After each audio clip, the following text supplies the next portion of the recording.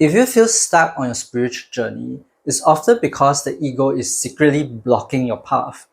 After 10 years on my path, I found that there are 8 distinct stages, and each one of them has a major test we need to pass. So in this video, I'm going to break down the number 1 ego trap for each stage and how you can navigate them. Alright, let's dive in. The first stage is what I call the unconscious stage, and the ego trap here is denial. Regardless of where you are in your spiritual journey, there is always a part of you that is still asleep, waiting to be awakened. For example, I've gone through at least 3 spiritual awakenings so far, each with a specific theme. The first one was about my job. I didn't realize I got my identity from my career. The second one was tied to my social life. I didn't know my loneliness came from trying so hard to fit in. I realized it's due to a disconnection with myself, not a disconnection with others. The third one was about relationship, where I realized that my heart was closed. I was fantasizing about relationship here in the mind and not living it here in the heart. For each awakening, I had a deeper self-realization. The journey back to your true self is like an onion with so many layers to be peeled off. And how the ego stops you from peeling that first layer is with denial. It doesn't want you to see the truth. When something in your life needs to change, there's always be clues. Maybe you see a repeated sign, maybe your vibration is low all the time, or maybe your intuition has been urging you to choose another path. There's always a recurring pattern, but the ego will often play it off as unimportant or a coincidence.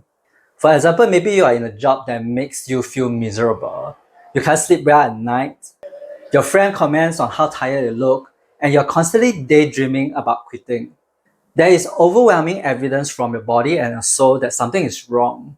But your ego may say that it's fine, the pay is stable, it will get better. The ego will always come up with something to minimize the problems or divert your attention away from your inner guidance. The best way to navigate this is to be radically honest with yourself. When you feel a negative emotion or physical symptom, instead of ignoring it, ask yourself, what is it trying to tell me? Be curious and listen to your intuition. It also helps to keep a journal and write down your answers. Even if the answer isn't obvious at first, you will definitely see a pattern emerge over time. Alright, now the second stage is the trigger, and the ego trap here is despair. When we ignore the initial signs in the unconscious stage, the universe sometimes has to step in to trigger a spiritual awakening. This is when we suddenly find ourselves in unexpected and difficult situations. In my case, I suddenly found myself jobless during my first awakening. I was promised a job, but later the boss couldn't afford to hire me. Later for the second awakening, no matter which group I join, I don't feel a sense of belonging. That finally made me realize that my own inner alignment was off. Whether it's a sudden breakup, a chronic illness, or the loss of your loved one, the ego will take this opportunity to latch on to the pain and create a negative story around it.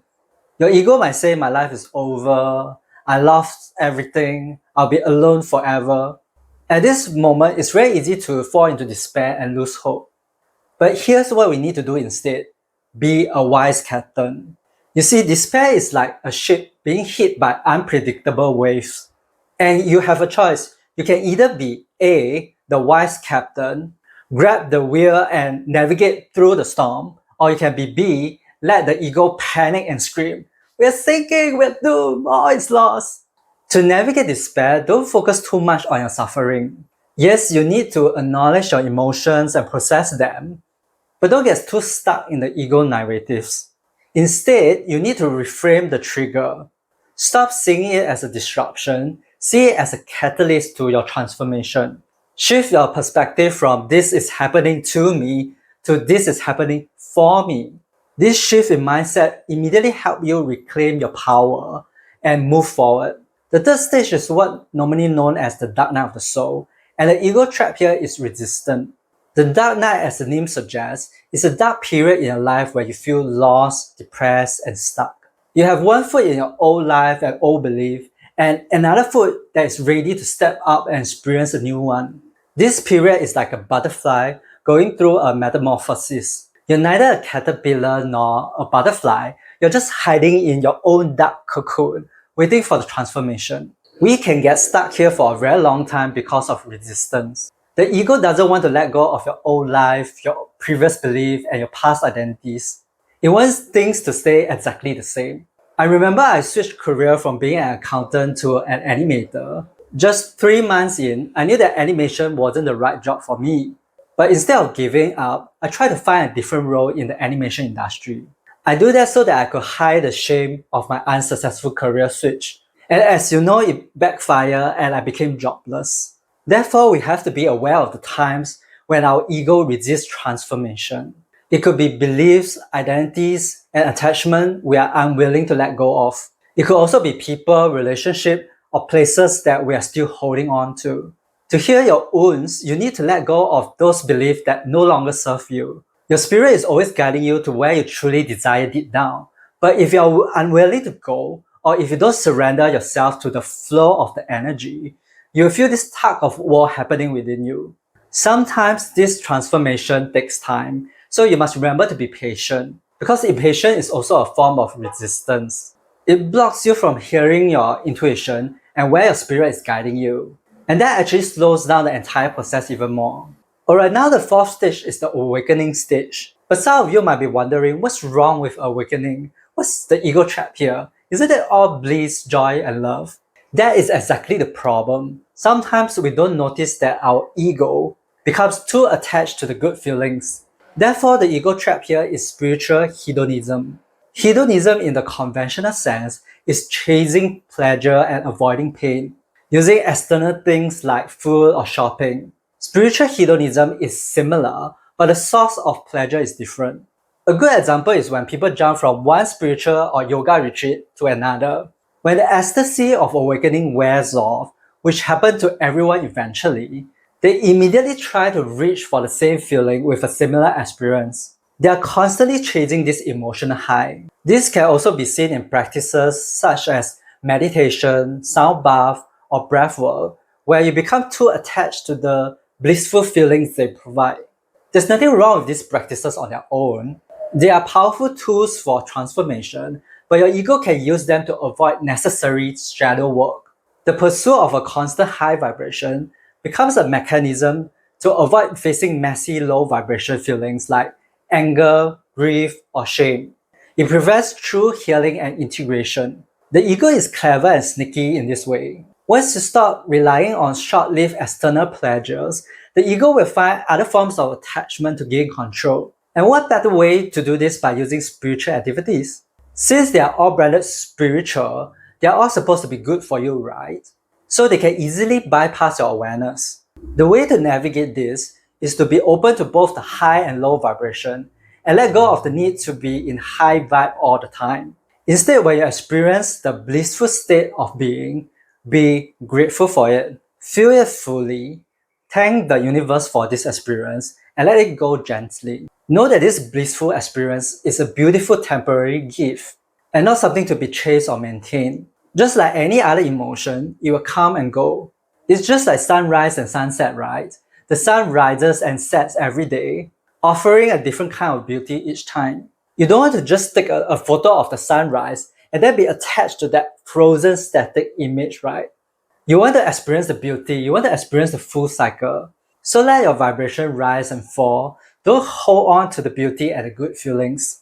Now, stage 5 is the exploration stage, and the ego trap here is intellectualizing spirituality. This is the phase where we gather information about spirituality and discover new spiritual practices. After my own spiritual awakening, I read many books on various spiritual topics, such as mindfulness, the law of attraction, and past life regression. Spirituality is so broad, and there's so much to explore. But the trap here is when the ego starts collecting spiritual knowledge like trophies instead of actually living it. You can spot this trap when spirituality becomes a mental concept. People get so fixated on finding exact answers to questions that no one has answer to. For example, what happens when we die? Or what is my specific purpose or mission in life? The ego needs information to feel safe and certain.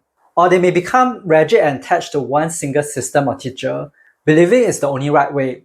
The ego cleverly uses spiritual concepts to build an identity around them, which can lead to a subtle feeling of superiority and separation from those who don't follow your beliefs. To navigate this, it's important to choose embodiment over information. It's about asking yourself, did I truly experience this? Or is it just another cool concept I learned from someone else? Is this my direct experience? Also, for every new teaching you learn, find one small way to apply it. If you read about grounding, go stand on a glass. If you learn about compassion, send a kind thought to a stranger. Try the teaching out for yourself and see if it works. It's like if you want to be the chef, you don't just collect recipe, you have to actually cook the food. The goal is to integrate the teachings into your life and not just let them be concepts in your mind.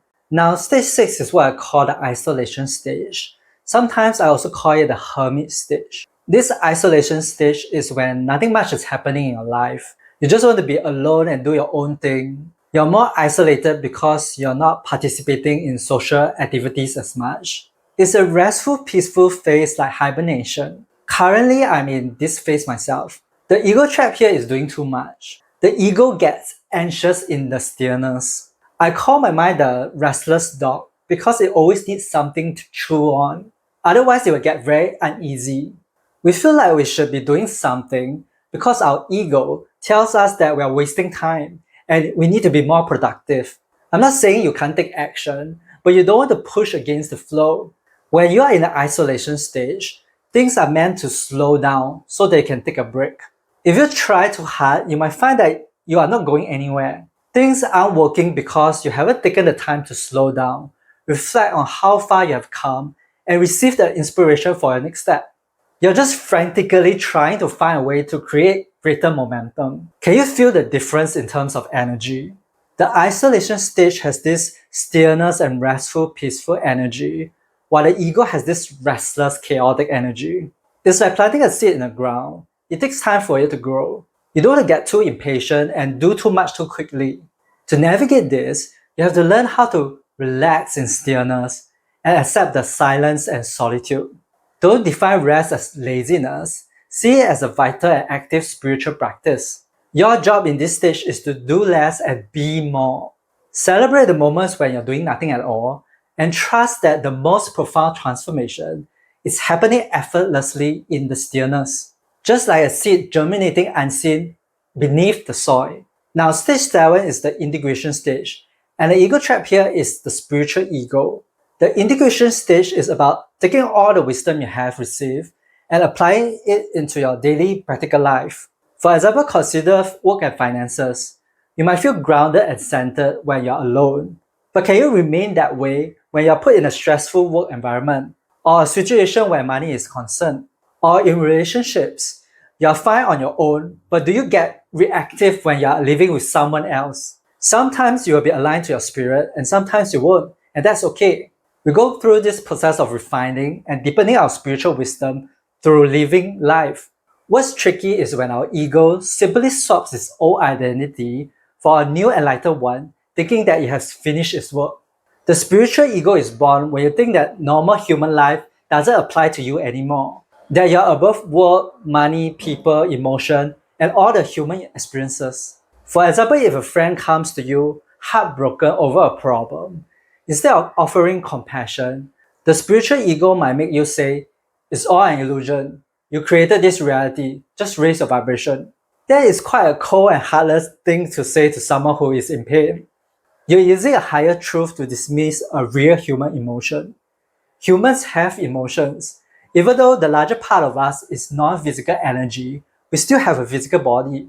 We still need to eat, sleep, and go to the restroom. You can't dismiss the human side of us. It's part of the equation. To navigate this, we need to balance between the human part of us and the spiritual side of us, and understand that the purpose of spirituality isn't to escape being human. In fact, every physical manifestation has a spiritual component to it. Money is spiritual, relationships are spiritual, even the people you think aren't spiritual have a soul. We need to bring our mind, body, and soul together and align them as one. If we don't practice humility and compassion, then the spiritual wisdom we acquire is useless. It loses its real essence. Otherwise, you're just playing another role, another false identity that the ego creates for you. So now the last stage is what I call the calling stage. Sometimes I also call it the contribution stage. This stage is about taking inspired action and working to elevate the human consciousness. Not everyone has to be a content creator or a spiritual teacher, sharing insight on a blog or YouTube. It can be music, art, or business, anything that is inspired by source and cause you to be in flow marks the calling stage. The ego trap here is the savior complex. The savior complex is when your ego hijacks your soul's desire to serve and turns it into a burden of needing to save the world. There can be a feeling of grandiosity behind what you do, and when you lead with that energy, it loses the pure essence of a spirit. This trap can also result in you taking on too many responsibilities and overworking yourself. It's like rowing a boat trying to save every single person in the water, only to end up sinking your own boat. When you try to help everyone, you end up helping no one, including yourself. To navigate this, you need to learn to set boundaries. Your primary duty is to tend to your own light. It's not your sole duty to save the world. Everyone has a part to play. Don't put all the burden and responsibilities on your own shoulders. More importantly, examine your motives. Are you truly inspired to serve? Or are you doing it to feel validated and supported? Learn to say no with love and create clear boundary around your time and energy. It's not just about setting boundaries with others, it's also about setting boundaries with yourself. Sometimes the inspiration are so strong that you forget to take care of your own human needs. We forget to eat, we forget to sleep. We need a balance. So there you have it, the number one ego trap for each of the 8 stages, from denial to resistance to the savior complex. The ego can be really subtle in keeping you stuck. Knowing these ego traps help us to navigate the spiritual journey with awareness and compassion. But what stage of awakening are you actually in right now? This next video will help you figure it out.